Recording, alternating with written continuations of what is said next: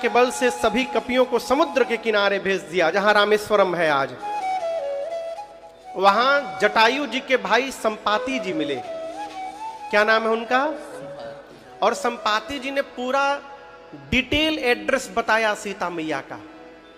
बोले मैं रोज देखता हूं, मैं देखा हूं तुम नाही गीधहि दृष्टि अपार, बूढ़ भयं न करतेऊं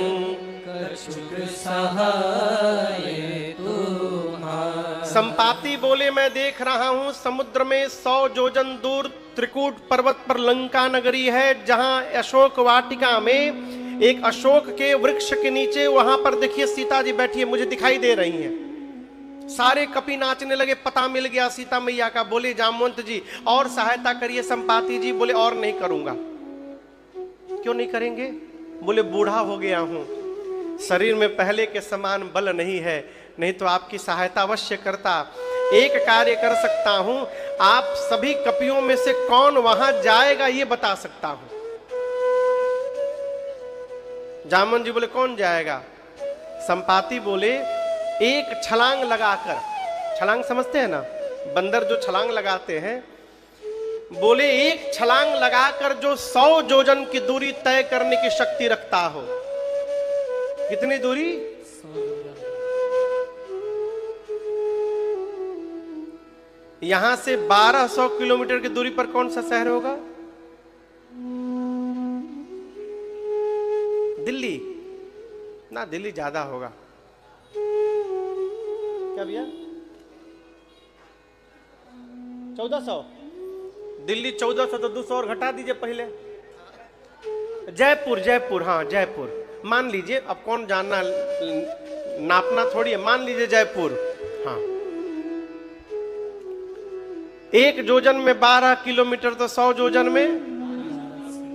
संपाति बोले द्वारिकाधीश मंदिर प्रांगण से छलांग लगावे और जयपुर के गोविंद देव जी के प्रांगण में जाके उतरे। इतनी लंबी जो छलांग लगा सकता है 100 योजन की, वही राम जी का कार्य करेगा। विनोद जी, संपाति जी बोल के चले गए। अब उनके जाने के बाद ये जो बानर है, नल, नील, अंगद, ये सब आपस में बैठे और कहने लगे कौन जाएगा हो, इतनी दूर छलांग कौन मारेगा 100 योजन की, इम्पॉसिबल है। एक कपि बोला अरे कम रहता तो हम ट्राई भी कर सकते थे, हम तो एक बार 20 योजन मार दिए थे। कितनी छलांग? 20 योजन। दूसरा कपि बोला तुम क्या मारे हो, 30 मार के मैं बैठा हूं यहां पर, 30 योजन। एक कपि बोला तुम 30, हमारे सामने तुम दोनों बहस रहे हो। जामुन जी 50 योजन लिखिए, 50 योजन जा सकता हूं, एक छलांग में 50 योजन। जामुन जी देखिए सब तो धीरे धीरे बढ़ने लगे। बोले 20 से 30, 30 से 50। जैसे कपि ने कहा 50 योजन, जामुन जी बोले बजाइए इनके लिए ताली, आप लोग बजाइए ताली, 50% कवर कर लिए 50 योजन।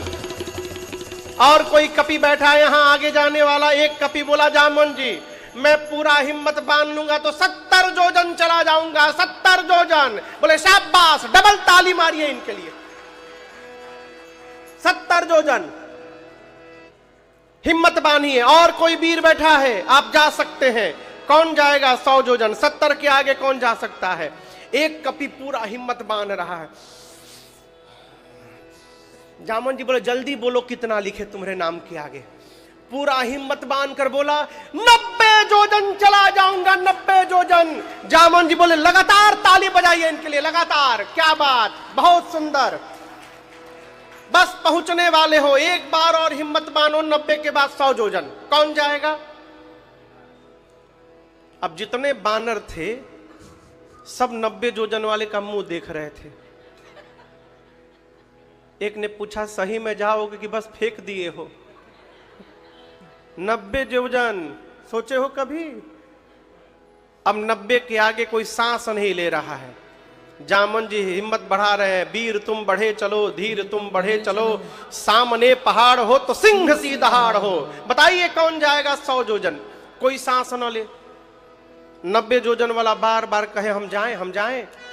जामुन जी उसका हाथ पकड़ के बैठे, कहीं उड़ न जाए। बोले कहां जाओगे? 90 नहीं 99 योजन भी जाओगे तो पानी में डूब के मरी जाओगे। कितना जाना है? जामन जी को क्रोध आ गया। बोले अपने आप को तुम लोग युवान कहते हो, शर्म नहीं आती युवा कहने में? मैं बूढ़ा हो गया हूं, शरीर में बल नहीं है मेरे। जब मैं युवावस्था में था उस समय भगवान बलि को बांधने के लिए त्रिविक्रम रूप धारण किए थे। उस स्वरूप की मैंने 2 घड़ी में 7 परिक्रमा मारी थी। तब मेरी युवावस्था थी। आज मेरी जवानी रहती तो मैं बताता 100 योजन किसे कहा जाता है। जब जवानी को ललकार दिया ना, अंगद को जोश आ गया। अंगद बोले लिखिए लिखिए, मेरे नाम के आगे 100 योजन लिखिए, लिखिए मैं जाऊंगा 100 योजन जाऊंगा। हाँ बजाइए, जोर से ताली बजाइए इनके लिए, 100 योजन। जामन जी बोले लेकिन आप प्रसन्न क्यों नहीं अंगद जी? 100 योजन जाएंगे तो आनंद का विषय है। बोले अंगद की जा तो सकता हूं, रिटर्न की मेरी गारंटी नहीं है कि आ पाऊंगा। अंगद कहे जाऊं मैं जी असंशय कछु। जामन जी बोले जब जाके आ ही नहीं पाओगे तो बीच में काहे लबर लबर बोल रहे हो? अच्छा अच्छा, आप बताइए जाना किसको है? जोर से बोलिए। जिसको जाना है वो चुपचाप बैठा है, और जो नहीं जा सकता सब अपना अपना विजिटिंग कार्ड लेके खड़े हैं। 20 योजन, 30 योजन, 50 योजन, 70 योजन, 90 योजन। काम करने वाला चुपचाप काम करता है। जिसको कोई काम नहीं करना वो एक काम बहुत अच्छा करता है, फोटो खिंचवाता है केवल। हाँ, जहां कुछ हो जाए सामने खड़ा होकर फोटो खिंचवाएगा। काम करने वाले को टाइम कहाँ है फोटो के लिए? जामन जी पूछे कपियों से हनुमान जी कहाँ है? बोले पता नहीं, इधर प्रेम भिक्षु जी का एक मंदिर है, वहीं कीर्तन चल रहा है। सामने ही प्रेम भिक्षु जी का एक मंदिर है राम जी का, वहां अखंड कीर्तन चल रहा है। हम देखे वहीं जाके बैठे हनुमान जी। जामन जी लेकर कपियों को गए वहां और जाकर देखे हनुमान जी आंख बंद करके राम सिया राम सिया राम जय जय राम, राम सिया राम सिया राम जय जय राम, राम सिया राम सिया राम जय जय राम, राम सिया राम सिया राम जय जय राम। कहे रीछ पति सुनु हनुमाना, कहे रीछ पति सुनु हनुमाना, का चुप साधि रहे बलवाना, का चुप साधि रहे बलवाना, पवन तनय बल पवन समाना, पवन तनय बल पवन समाना, बुद्धि विवेक विज्ञान निधाना। बुद्धि विवेक विज्ञान निधाना। जामन जी बोले हे बजरंग बली आप मौन क्यों है? पवन पुत्र हैं आप, पवन के समान आपका बल है और वेग है, आप जाएंगे ना उस पार। हनुमान जी राम सिया राम सिया राम जय जय राम, राम सिया राम सिया राम जय राम, राम सिया राम सिया राम जय जय राम, राम सिया राम सिया राम जय जय राम। जामन जी बोले कीर्तन का समय नहीं है। कवन सुकाज कठिन जग माही, कवन सुकाज कठिन जग माही, जो नहीं होई तात तुम पाही, जो नहीं होई तात तुम पाही। हे बजरंग बली आपके लिए कौन सा कार्य संभव है जो आप नहीं कर सकते? बोलिए आप जाएंगे ना उस पार। हनुमान जी महाराज राम सिया राम जय जय राम, राम सिया राम जय जय राम, राम सिया राम जय जय राम, राम सिया राम जय जय राम। राम काज लगी तव अवतारा, सुनतै भयं पर्वताकारा, राम काज लगी तब अवतारा, सुनतै भयं पर्वताकारा। जामन जी बोले हनुमान जी आपका कार्य केवल राम कार्य के लिए हुआ है, उसी राम कार्य के लिए आपको बुलाया जा रहा है, चलेंगे ना आप? हनुमान जी महाराज जैसे सुने राम काज लगी मम अवतारा। सुनने की देरी थी। गोस्वामी जी लिखते हैं, हनुमान जी सुनत ही भयउ पर्वताकारा। हनुमान जी महाराज बढ़ते बढ़ते पर्वत का आकार धारण कर लिए, इतना विशाल स्वरूप बना लिए, सारे कपि ऐसे देखने लगे। हनुमान जी सिंह के बाद में दहाड़ उठे, बोले जामवंत जी, आपने कहा कोई समुद्र पार नहीं किया, मैं पार नहीं करूंगा। इस समुद्र को खेल खेल में लांघ जाऊंगा। आज ही रावण को पकड़ के मसल के मार दूंगा, पूरी सेना के साथ रावण को समाप्त कर दूंगा। नहीं तो कहिए, त्रिकूट पर्वत के साथ लंका को हाथ में उठाकर आपके सामने ला के रख दो, मैं क्या करूं? शीघ्र बताइए, रावण को मारूं, सेना को मारूं, लंका को ले आऊं? जामवंत जी बोले, पहले नीचे आइए, कम डाउन। आप न रावण को मारिएगा, न सेना को मारिएगा, न लंका उठाकर यहां लाइएगा। हनुमान जी बोले, जाकर करूंगा क्या? जामवंत जी बोले, एक काम, इतना कर होता तुम जाए,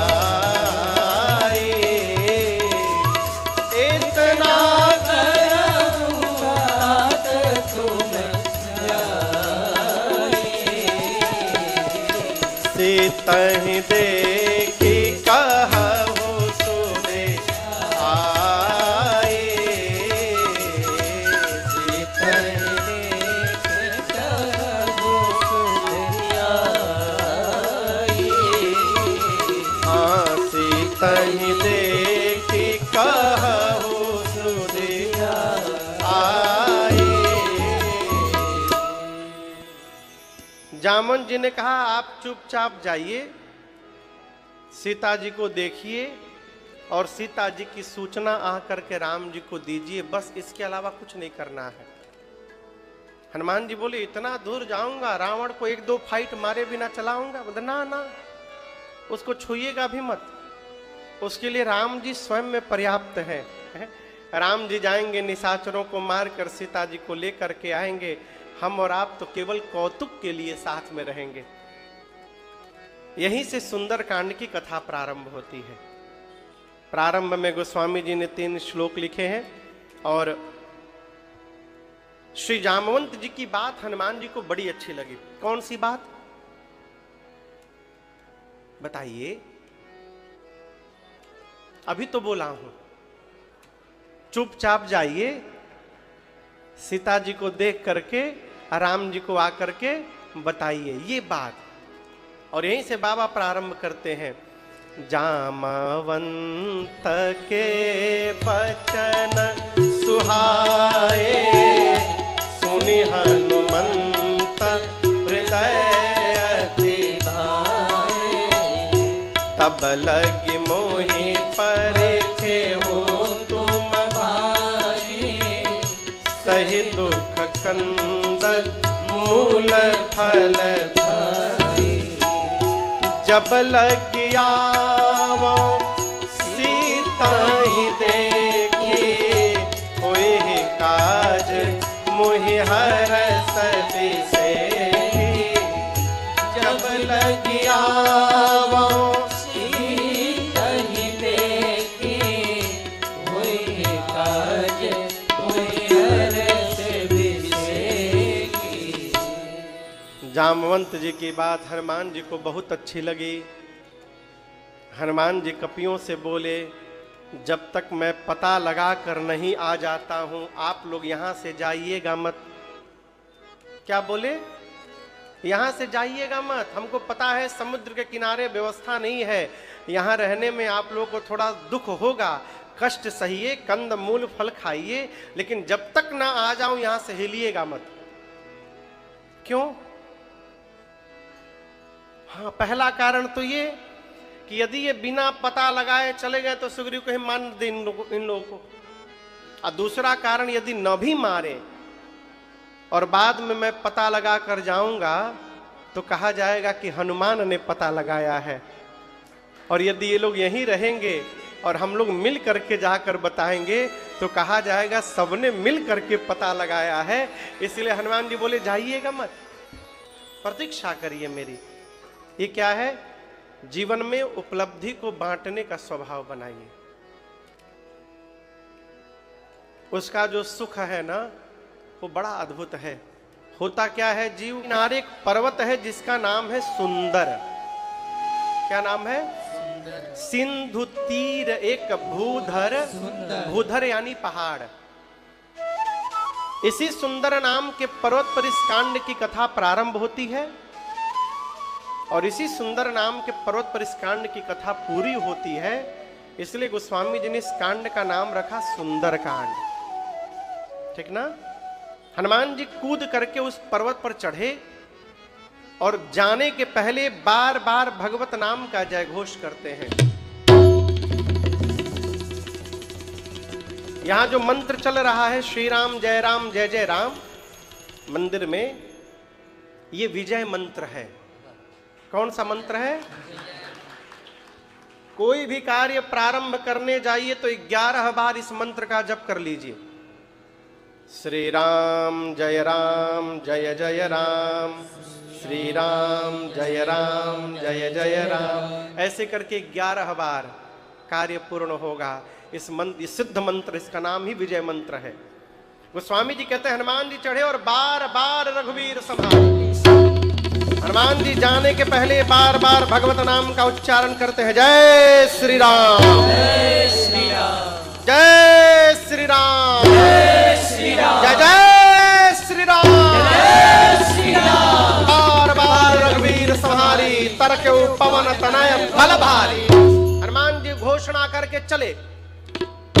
जितने वेग से हनुमान जी गए उतना वेग नीचे गया और पाताल तक सब हिल गया हो।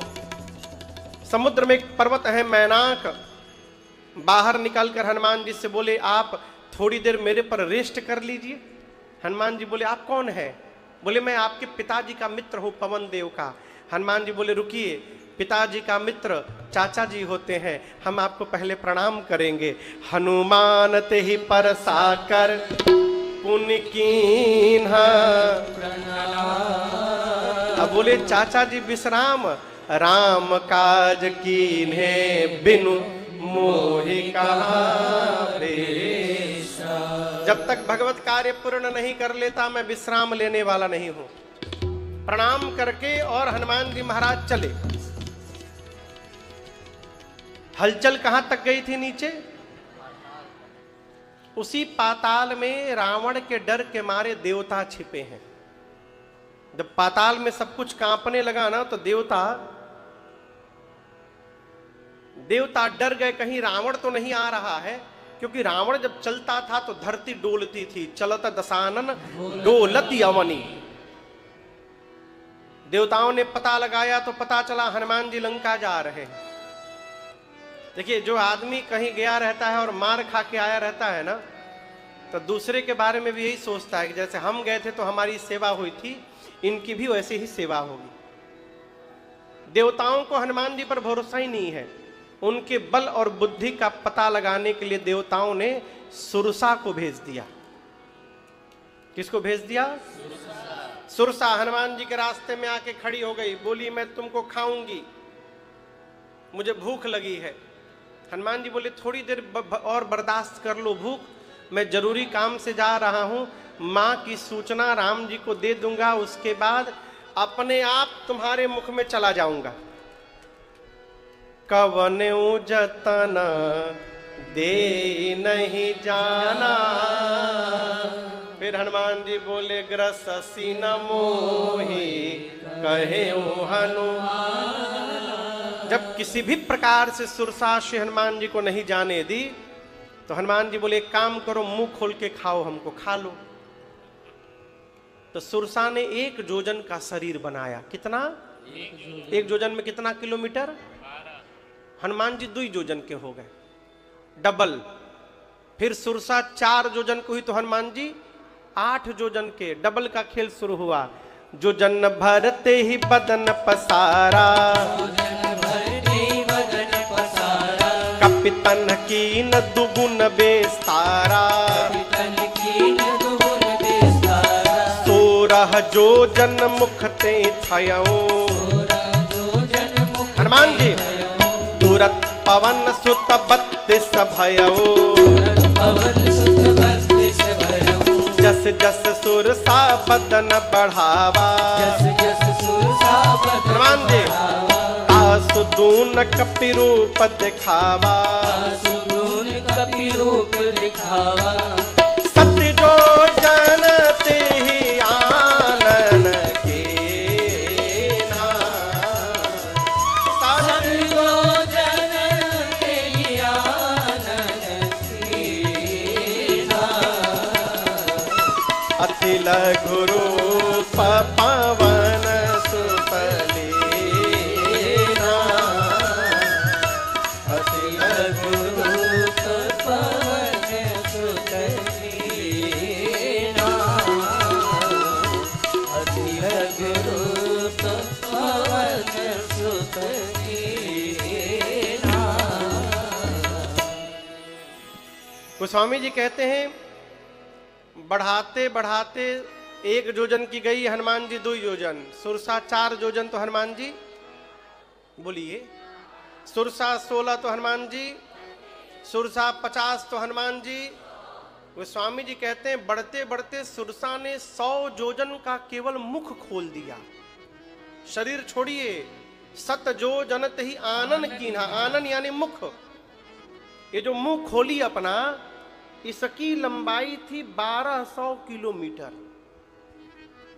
अब सोचिए शरीर कितना बड़ा होगा उसका। राम जी सोचे 100 योजन का मुख खोल के बैठ गई। यदि मैं 200 योजन का हो जाऊंगा तो मेरा एक हाथ राम जी के पास पहुंच जाएगा, दूसरा हाथ सीता मैया के पास पहुंच जाएगा। मैं इतना बड़ा हो जाऊंगा।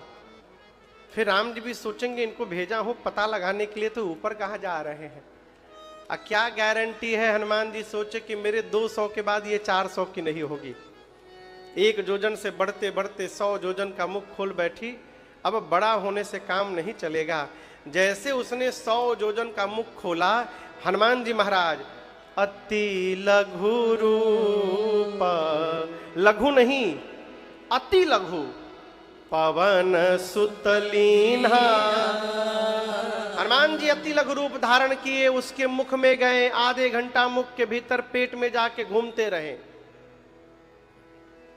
फैटी लीवर था उसका, इतना गदा मारे मार के सब फैट बाहर निकाल दिया उसका। थोड़ा ब्लॉकेज भी था, वो भी क्लियर किए। आधी घंटे में हनुमान जी भीतर से बाहर आए। आ करके हाथ जोड़कर बोले, माँ अब तो मैं तुम्हारे मुख में जाकर के बाहर आ गया हूं, पेट से बाहर आया हूं, क्या अब भी मुझे खाओगी? सुरसा मुस्कुराकर बोली, हनुमान जी मैं आपको खाने नहीं आई थी, देवताओं ने मुझे आपके बल और बुद्धि का पता लगाने के लिए भेजा था। हनुमान जी बोले, क्या पता चला आपको? सुरसा बोली, आपका बढ़ा हुआ रूप दिखाई पड़ा, जिससे आपके बल का पता चल गया, और मुझसे पीछा छुड़ाने के लिए आपने छोटा रूप बना लिया, इससे आपके बुद्धि का पता चल गया। आप बल बुद्धि के अपार भंडार हैं। आशीर्वाद दिया सुरसा ने, राम काज सब करिहु तुम बल बुद्धि आशीष दे गए सो हर्षि चले हो हनुमान। आशीर्वाद देकर सुरसा गई, हनुमान जी चले, और लंका से ठीक पहले समुद्र में रावण ने एक राक्षसी को बिठाया है जिसका नाम है सिंहिका। क्या नाम है? सिंहिका। इसका मालूम है इसका काम क्या है?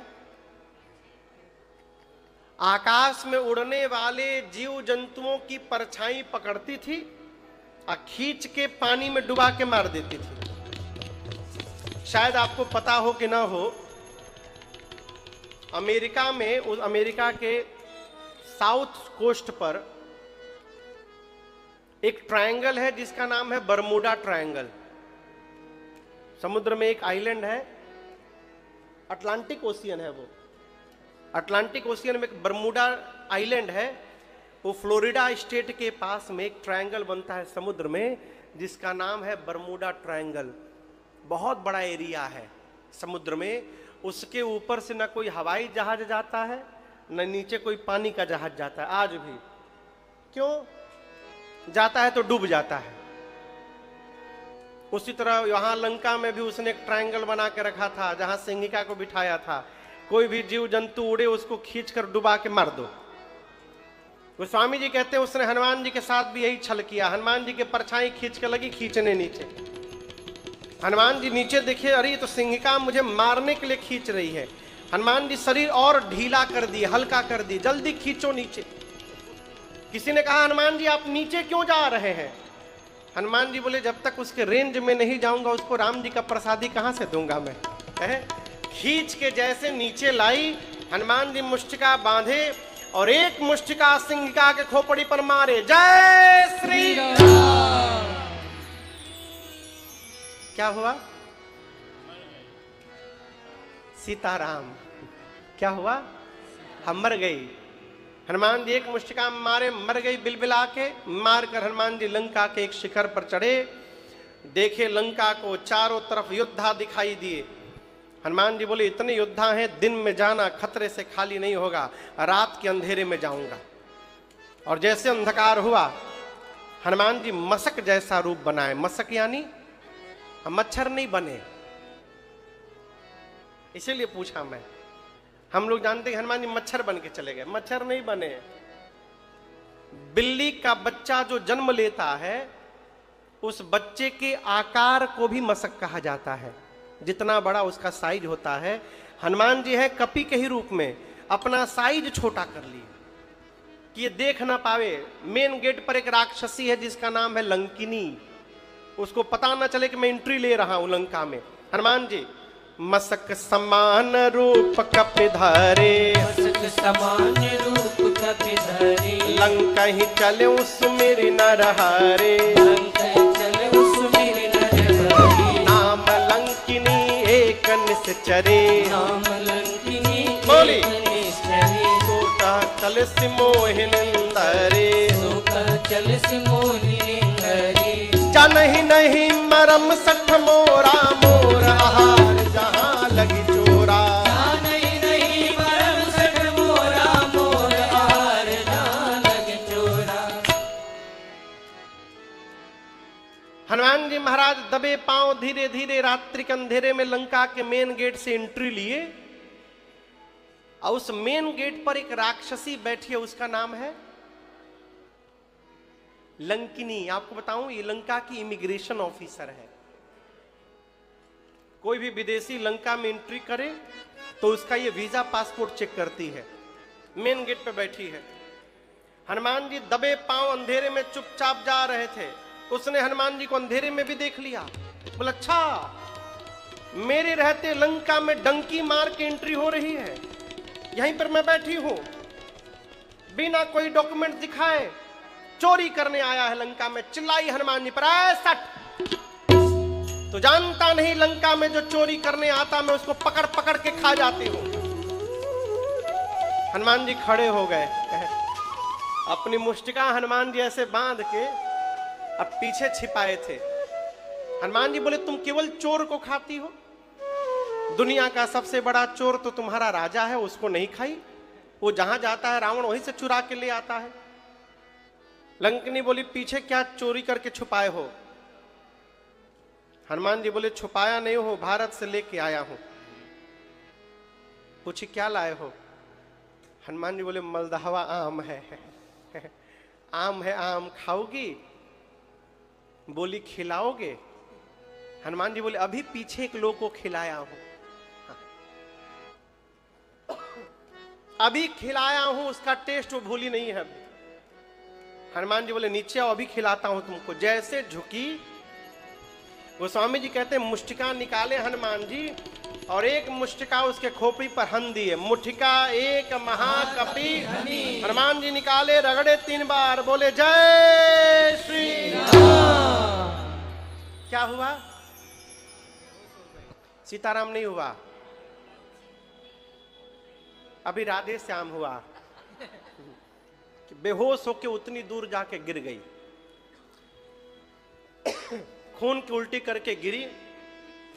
हनुमान जी गए, जा करके उठा करके पूछे, कैसा स्वाद था? हनुमान जी पूछे, कैसा स्वाद था? वो तो जब हनुमान जी आम काटेंगे ना तब स्वाद का पता चलेगा।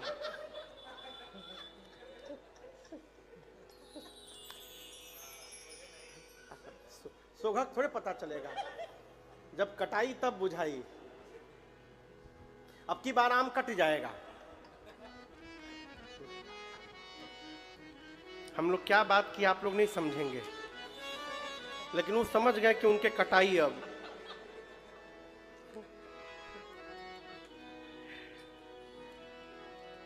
लंकिनी हाथ जोड़कर बोली, हनुमान जी मेरा सौभाग्य है कि मुझे आपका दर्शन मिला। हनुमान जी बोले, मारा हूं तब पता चला है? बोली, जिस समय रावण को ब्रह्मा जी ने वरदान दिया था मैं भी वहीं खड़ी थी। चलत बिरंची कहा मोहि चीन्हा। बिरंची यानी ब्रह्मा जी मुझे पहचान करके बुलाए, बोले, बिकल हो सितय कपि के मारे, तब जाने हो निश्चर संहारे। जिस दिन तू कपि के मारने से बिकल हो जाएगी, व्याकुल हो जाएगी, समझ लेना निशाचरों का अंत निकट आ गया है। हनुमान जी आपको कौन रोकेगा, मैं अभी आपके पासपोर्ट पर साइन करती हूँ। हनुमान जी बोले, वीजा? बोले, आपको वीजा फ्री एंट्री है लंका।